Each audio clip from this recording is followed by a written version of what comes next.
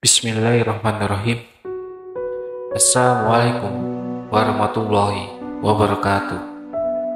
Syukur alhamdulillah kita bisa berjumpa lagi di channel ini.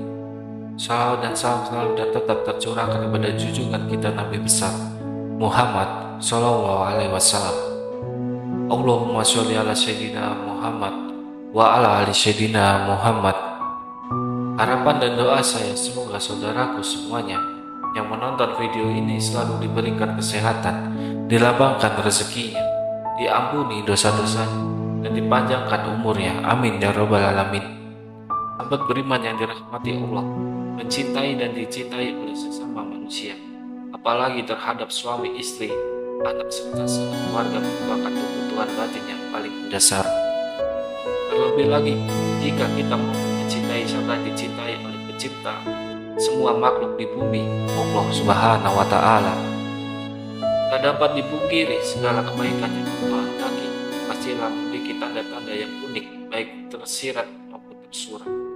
Begitupun tanda-tanda bahwa Allah cinta dan sayang terhadap hamba-hambanya di dunia. Sahabat beriman yang dirahmati Allah Subhanahu wa Ta'ala, terdapat 3 tanda bahwa seorang hamba mendapatkan kasih dan sayang saat berada di alam dunia. Tanda-tandanya tersebut yaitu yang pertama adalah Allah Subhanahu wa Ta'ala membalaskan keburukan hamba tersebut secara langsung di dunia agar nanti ia terlepas dari balasan Allah di akhirat. Rasulullah Shallallahu Alaihi Wasallam pernah bersabda, apabila Allah menghendaki kebaikan kepada seorang hambanya, maka Allah akan mempercepat balasan kesalahannya di dunia. Dan sebaliknya, apabila Allah menghendaki keburukan kepada hambanya, maka Allah tidak membalas perbuatan dosanya di dunia hingga kelak dia membalasnya nanti di akhirat. Hadis riwayat Tabrani. Itulah tanda pertama yang mana Allah berikan kepada hamba kecintaannya, dia mempercepat balasan keburukan kepada hambanya agar manusia tersebut segera bertobat dan memperbaiki kesalahannya. Ia telah memperbaiki kesalahannya yang ia telah perbuat.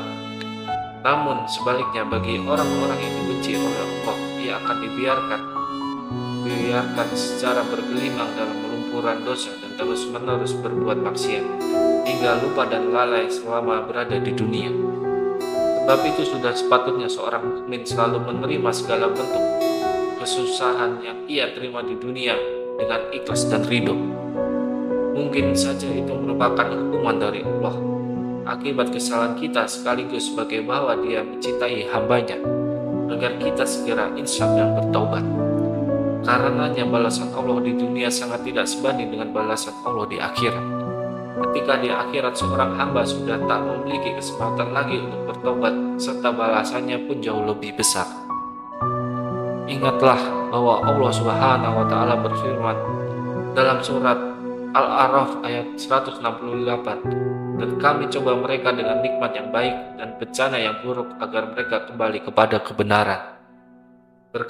Berkaca dari firman-Nya tersebut, sudah jelas bahwa cobaan dan ujian merupakan sunatullah yang di dalam pastinya mengandung rahmat dan hikmah pada hambanya. Allah memiliki banyak cara yang berbeda-beda untuk mengembalikan hambanya kembali menuju jalan yang lurus. Yang kedua adalah Allah Subhanahu wa Ta'ala bukakan hati dan mengisinya dengan keyakinan yang kuat dan kokoh. Rasulullah Shallallahu Alaihi Wasallam bersabda, apabila Allah Subhanahu wa Ta'ala menghendaki kebaikan pada diri seseorang, niscaya Allah akan bukakan kunci hatinya dan mengisinya dengan keyakinan dan kepercayaan yang kokoh. Allah jadikan hatinya waspada akan lika-liku kehidupan yang ia jalani.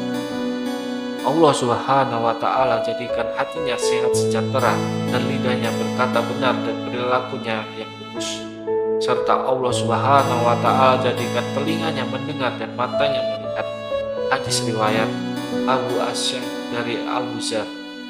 Melalui hadis Nabi Sallallahu Alaihi Wasallam di atas sudah dijelaskan bahwa hamba Allah Subhanahu wa Ta'ala bukanlah hatinya yang akan memiliki tingkah laku yang lurus, baik dari ucapan maupun dari perbuatannya.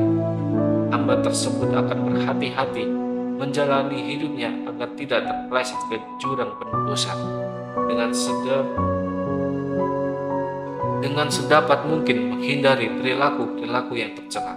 Lalu adakah dalam diri kita ciri-ciri tersebut? Di atas jika iya, maka itulah tanda cinta Allah Subhanahu wa Ta'ala kepada kita. Subhanallah. Kemudian yang ketiga, Allah Subhanahu wa Ta'ala berikan pemahaman terhadap agama Islam hingga mampu menghayati dan mengamalkannya menjadi sebuah cara hidup yang sempurna. Rasulullah Shallallahu Alaihi Wasallam bersabda, barang siapa yang Allah kehendaki kebaikan atas dirinya, maka pastilah Allah anugerahkan pemahaman akan agamanya. Hadis riwayat Bukhari.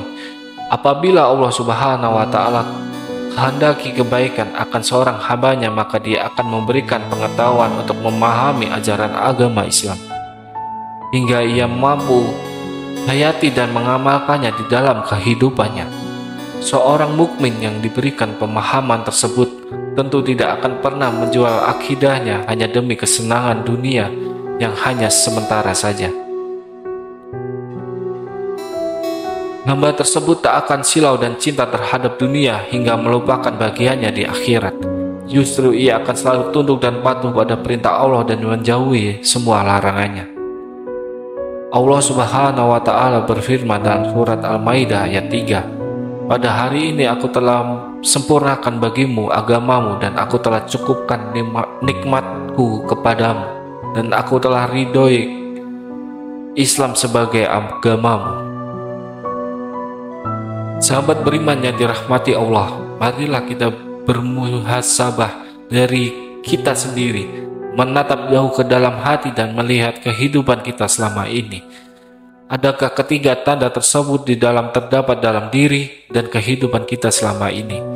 Jika iya, maka bersyukurlah atas nikmat dan cinta darinya dan bersabar atas ujian dan cobaan darinya untuk menyeret kita ke dalam jalan yang lurus. Dan jika tidak, maka kita meski khawatir bahwa mungkin Allah sedang murka pada diri kita. Segeralah kita bertobat dan berdoa memohon ampunannya, serta meminta petunjuk serta kasih sayangnya. Yakinlah bahwa Allah selalu menerima taubat hambanya yang mau kembali kepadanya. Wallahu a'lam bishawab. Demikian yang bisa saya bagikan, semoga bermanfaat untuk kita semuanya. Amin ya rabbal alamin. Assalamualaikum warahmatullahi wabarakatuh.